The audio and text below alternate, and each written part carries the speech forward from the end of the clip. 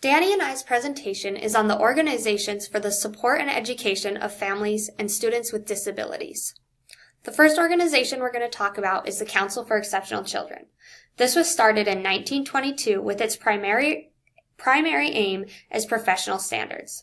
The Council provides support and tools for educators to use in the classroom. There are over 27,000 members on this council dedicated to ensuring that students with special needs receive the appropriate and best help possible. Their mission statement is, the Council ensures the needs of children and youth with exceptionalities are met in educational legislation, establishes professional standards for the field, and develops initiatives to improve special education practice. They specialize in helping with bullying, IEPs, and tiered intervention systems. In regards to bullying, as school communities become increasingly diverse, it is more important than ever that teachers, administrators, parents, and students work together to create a tolerant school climate where each student feels safe and valued. The school must not only be safe, it needs to be perceived as safe and calm. Membership on this council keeps people up to date with politics within special education and different activities for students. It offers newsletters, journals, conferences, and workshops in regards to bullying, IEPs, and tiered intervention systems with different ideas and ways to go about problems. Requirements for membership are a bachelor's degree, sufficient opportunities to develop and demonstrate appropriate pedagogical skills, including extensive field experiences in clinical practice, preparation in core academic subject areas, and in addition, Council for Exceptional Children expects that professional special educators in new positions undergo a systematic and structured discipline-specific period of induction. This is often the responsibility of the state or the school district. The next organization we're going to talk about is the ARC. With nearly 700 state and local chapters nationwide, the ARC is on the front lines to ensure that people with intellectual and developmental disabilities and their families have the support and services they need to be fully engaged in their communities. The ARC works with its federation of state and local chapters to create an impressive network of human service agencies, ensuring they have the strongest civil rights advocates promoting and protecting their needs at all levels. This was started in 1950 by a group of parents and other concerned individuals to act as a voice for change.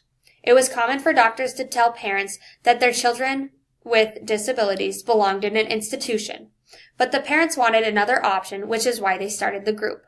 Little was known about intellectual disabilities at the time. The organization wanted to alter the perceptions of children with disabilities and educate parents on the potential of people with intellectual and developmental disabilities. Their mission statement is, the ARC promotes and protects the human rights of people with intellectual and developmental disabilities and actively supports their full inclusion and participation in the community throughout their lifetimes. There are more than 140,000 members. You can join the ARC by donating or becoming a member and working on helping and advocating for people with disabilities to make sure that they are treated fairly and equally and have as many opportunities as possible. The ARC offers information and referral services, individual advocacy to address education, employment, healthcare, and other concerns, self-advocacy initiatives, residential support, family support, employment programs, and leisure and recreational programs. There are many other programs and services offered that support people with disabilities and their families, such as Autism Now, the National Autism Resource and Information Center, the Down Syndrome Grant Program, Family Support Research and Training Center, and many more.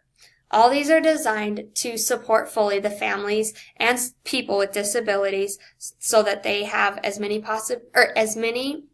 opportunities as possible. Another organization that supports the education of families and students with disabilities is PACER. The PACER Center is a parent training and information center for families of children and youth with all disabilities from birth to young adults. PACER was established in 1977, and it is located in Minneapolis, Minnesota, and continues to serve families across the country. It has always been staffed by parents of children with disabilities dedicated to educating other parents and improving the lives of children with disabilities throughout Minnesota and the rest of the United States. At PACER, Parents can find publications, workshops, and other resources to help make decisions about education, vocational training, employment, and other services for their children with disabilities.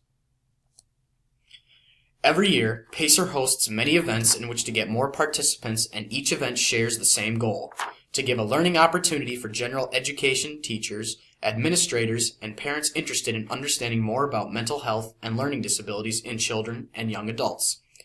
PACER also stresses a stance against bullying and hosts a couple events a year to raise the awareness of bullying in our schools.